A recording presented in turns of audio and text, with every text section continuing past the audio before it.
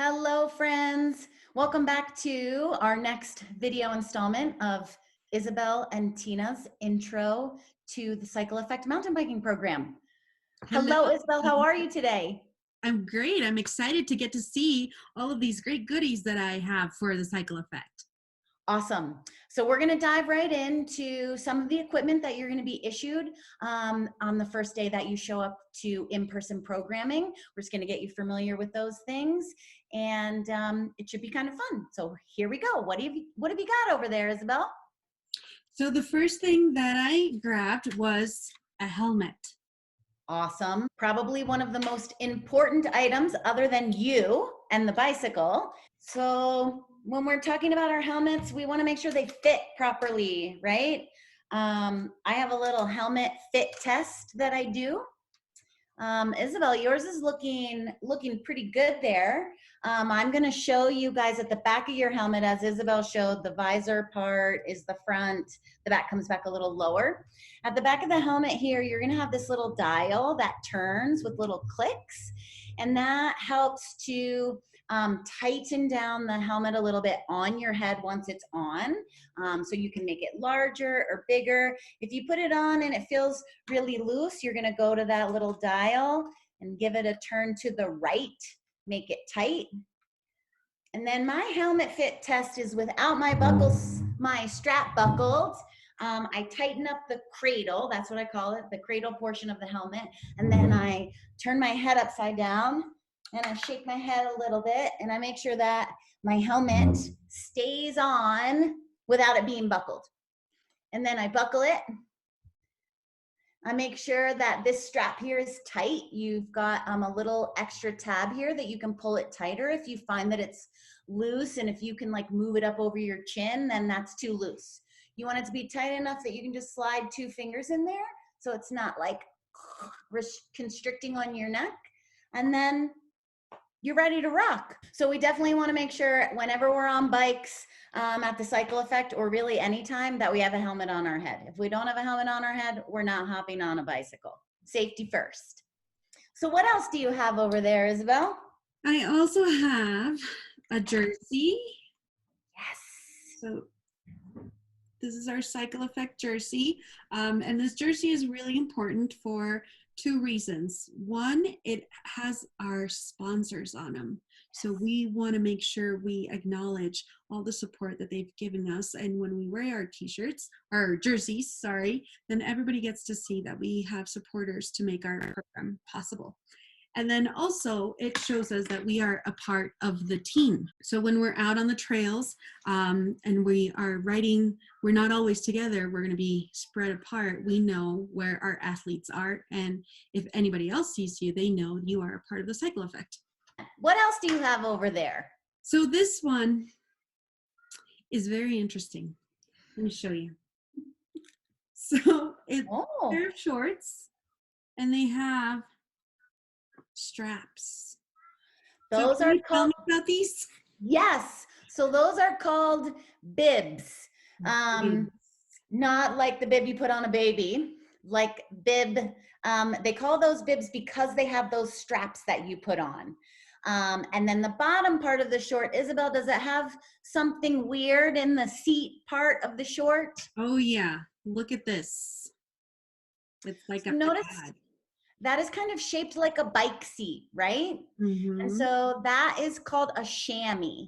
And the chamois is meant to give you some extra padding for your tush while you're sitting on your seat, because sometimes you're not used to sitting on a bike seat for an hour and a half at a time. And so it gives you a little bit of extra padding. And so the bib part of it is those straps, and that's intended to just keep you from having to pull up your shorts. It's kind of like suspenders, right? It holds the shorts up and in place, the chamois in place, so that you can be comfortable when you're on your bike. The intention is for the bibs to go on first, and then you put your jersey on over top of those straps. And then with your jersey and your chamois and your bibs, you've got your uniform almost for your ride. I know what you're thinking. I'm never going to wear this.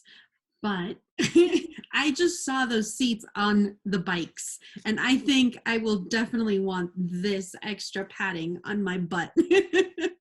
Not like your cruiser bike seat, that's for sure. What else do we get on our first practice, Tina? So we will also get some gloves. When you get used to holding on to the grips of your bikes, the handlebars of your bikes, sometimes you can get some calluses on this part of your hand. It's really natural to kind of hold on tight when we're first learning how to ride. And the gloves help give you a little extra protection to protect this part of your hand. So oftentimes if we're gonna tip over on our bike and we might take a little tumble, the first thing we do is we kind of put our hands out to catch us.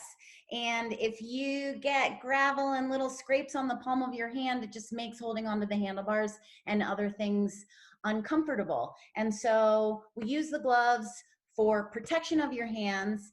And then during our COVID times, we're also using gloves just for the protection of contact, the places that you're touching, not with your own hand, that you have just some protection over your hands during these times where we have other safety practices that we have to take into consideration.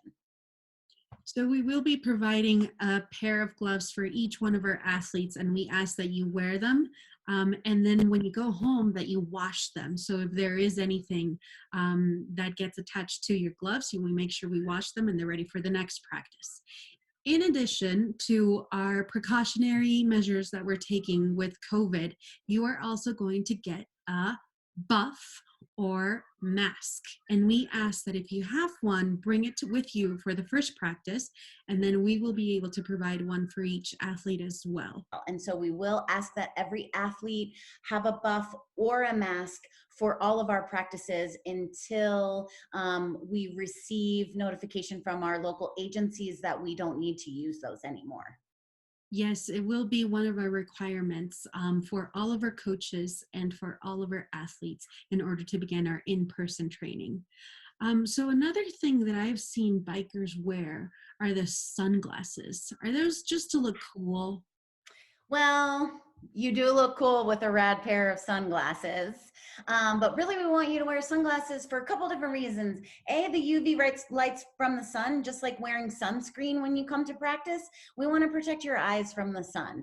And then secondly, when we're riding in a big group, if you're the first rider in the group, you probably don't have a lot of dust flying up, but if you're behind someone else, their tires are kicking up dust and rocks, and so we want your eyes to be protective. It's no fun if you get dust or dirt in your eyes and then you're having to rub your eyes and you can't hold your handlebars and it just gets messy. And so we will also provide you with a cool pair of sunglasses so you can have some fashion and protection for your eyeballs.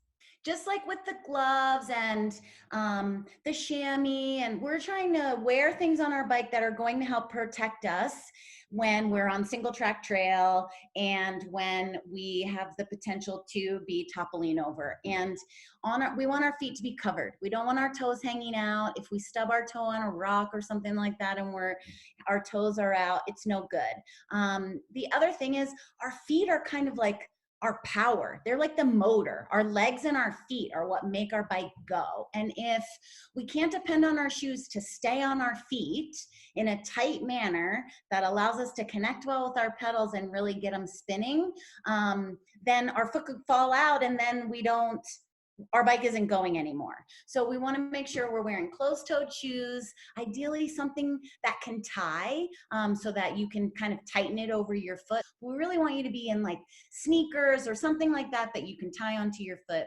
and that's going to stay on there so you can be a strong motor on your bike where your feet have contact with your pedals. I've seen some of the bikers out there, and I didn't know what everything that they were wearing was for. I thought it was just to look like you're a professional biker. But now I know they each have a purpose. So I'm going to be wearing mine very proudly out there to represent the cycle effect. And then next time for our next video, what are we going to finally get to do, Tina? We are going to actually talk about bicycles. We will have our bicycles here with us. We will talk about some of the parts of the bike that maybe you don't know what's what, and do a little into the bike, and we're really looking forward to it.